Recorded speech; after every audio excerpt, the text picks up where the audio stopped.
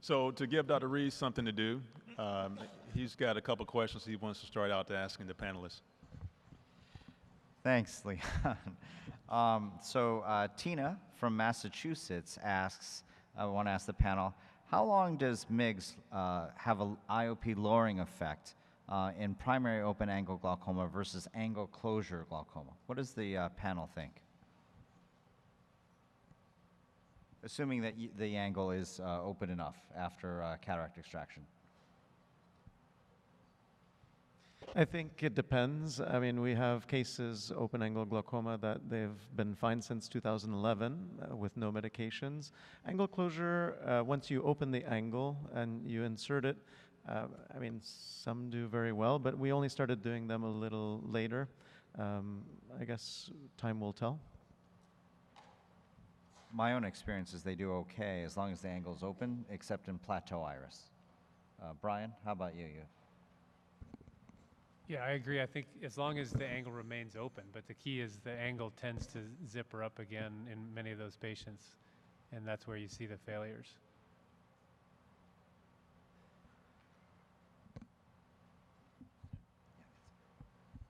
I have a question from the audience for Dr. Lim. Michelle, do you advocate using continuous irrigation when performing cataract surgery on small eyes to avoid chamber shallowing and the opportunity for choroidal expansion? Or do you feel it's better to do the opposite and use irrigation sparingly to avoid irrigation fluid moving posteriorly? I don't really vary irrigation unless the opposite happens, and that is if the chamber deepens. But that's usually not in a narrow angle case. That's usually a myopic case. So I don't do anything special in terms of irrigation for narrow eyes. Brian, you were in that session as well. Yeah, so I would recommend trying to keep the chamber as stable as possible. So you irrigate your normal amount, but when you're coming out, I would use a Wexel sponge or something to kind of push down on the incision so that you're not getting the flattening of the chamber as you're coming out, and then that's going to be your risk for choroidal expansion or hemorrhage. I agree. And the other thing I do is put OVD in before taking the instruments out to maintain the chamber. So. I had a quick comment about the last case. I thought it was very interesting, the posterior capsulotomy and anterior vitrectomy, and I think that's an elegant way to deal with that case. However, if the chamber is so shallow that you can't complete your cataract extraction, that's where I think a dry posterior vitrectomy is helpful. But I think your case was very elegant. So Brian, can you just describe, for the audience, how you do the dry vitrectomy? Because you've taught me. So, we see these actually, so the patients where I see intraoperative malignant glaucoma are usually the pseudo-X patients. And so what I think is happening is they have incompetent zonules, and so fluid is getting under the iris, posterior to the iris, and back around the zonules and into the posterior segment, and it just hydrates the vitreous and it pushes everything forward. So it's actually I don't think it's a choroidal thing, I think it's aqueous misdirection.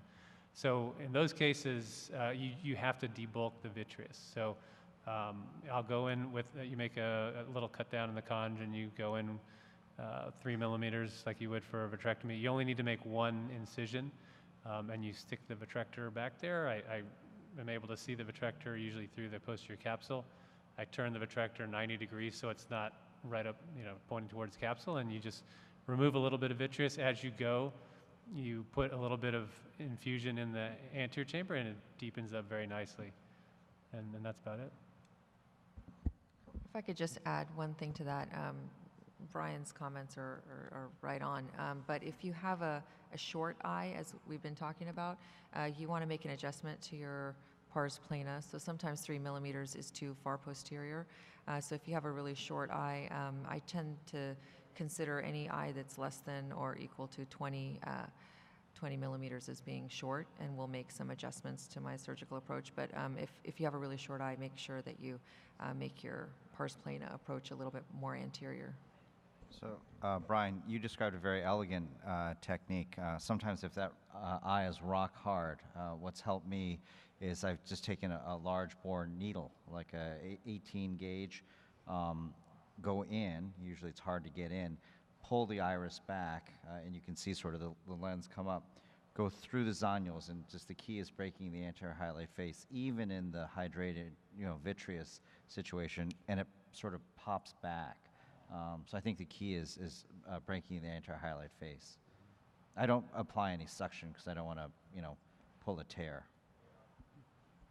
Doug, the only thing I'd add to excellent comments is if the chamber shallowing and the firmness of the eye is acquired during the case, you're not starting out with an incredibly shallow chamber, just make sure you don't have a suprachoroidal process and then you're putting things through the pars and potentially having a really serious problem. So just make sure the retina is flat to the periphery in those patients. If I just make a comment, when I deal with the shallow eyes, the two problems are a shallow chamber and iris herniation is a kiss of death. So in my patients, I always will pre-treat them 48 hours with atropine twice a day. And I will use mannitol 90 minutes before that's when you get the peak drop in IOP to constrict the vitreous gel. And when I do my cataract surgery, I make two infra and supratemporal 1 millimeter long incisions because the iris is a kiss of death. And so I'll put in Helon 5 to flatten the iris and a core of Viscodus as a means of keeping it everything. And then I will do my capsulosis and everything to my 1 millimeter side port. And only then will I go ahead and make a phaco incision to do my cataracts. Dr. Rhee, I think you have one more question. So this one's not quite on MIGS here, but for the panel, in pseudoexfoliation in early stage disease, maybe 3 medications, what is, in your experience, more effective, SLT or ELT? I don't know how much experience the panel has with that. That's from Clara. You mean excimer laser trabeculostomy? Has anyone done it? It's not FDA approved. Paul, you doing it up there? No. I mean, they're totally different procedures. SLT is done in the clinic setting and non-invasive, whereas an ELT is we are making with an excimer laser a hole through trabecular meshwork into Schlemm's canal. So, I mean, I would say ELT is probably more effective, just as an angle-based MIGS is more effective than an SLT. I think in general, if in exfoliation, if you have a lot of pigment or even in pigment dispersion, if you're already on 3 meds, one should be very cautious.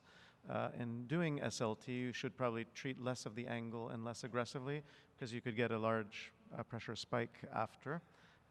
So I'd be cautious in those cases. There was one more question from the audience. Why not do a preoperative iridotomy to avoid that iris prolapse? I think, Michelle, this is your case. Do a pre-op iridotomy to avoid iris prolapse from occurring during a Hydra dissection in the short eye with a narrow angle. I don't think it's necessary. And I also think that, especially if you're staging an LPI pretty close to when you're going to do your cataract, you're going to be stirring up a lot of pigment and inflammation, and I don't want to deal with that when I go to do my cataract surgery or deal with that in the post-op period. I think that if you follow some of those basic guidelines that I outlined in my talk, that could do a pretty good job of helping you to avoid iris prolapse. I think, as you mentioned the iris prolapse, I think Connie had something to add too, but the key is to decompress the eye. You actually don't want to add OVD. You want to just, go into the paracentesis, take out the viscoelastic, and then sweep the iris in, or just massage I just use a BSS cannula on top of the cornea, and the iris will sometimes just go back in. But adding more and more viscoelastic is actually going to just exacerbate the problem. It's just going to make it worse. Connie has something to add? Yeah, just one extra simple step that I do in those cases is to, right before I'm getting ready to do the Hydra Dissection, I decompress the eye to remove just about more than half of the viscoelastic in there to avoid any kind of pressure spike. And then I'm very cognizant of a potential rise that I might see as I'm doing the Hydra Dissection to then go ahead and decompress the eye again to avoid that potential for the iris to even come out. So one thing I've done, it's usually a mass of viscoelastic or fluid that's pushing the iris up out of your wound. I actually make just with Van Ness scissors, and just make a radial cut. So an iridectomy, but you're not really removing tissue. And when I've done that, in many of the cases, it just rushes out, and then it makes it much easier. I'd love to tell you it just goes back in on its own, but it doesn't.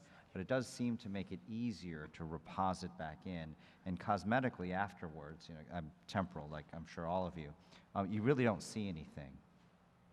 Where are you cutting? What are you cutting? So the question was, what are you cutting? It's cutting the iris. So the Prolapsed out? whatever's prolapsed out, so it's easy, it's right there. Just make a radial incision with a Van Ness scissors. Oh, cut through the iris. It really does work. Okay, our fearless leader has come, so we want to thank our panelists for their contributions to a very successful session. Thank you.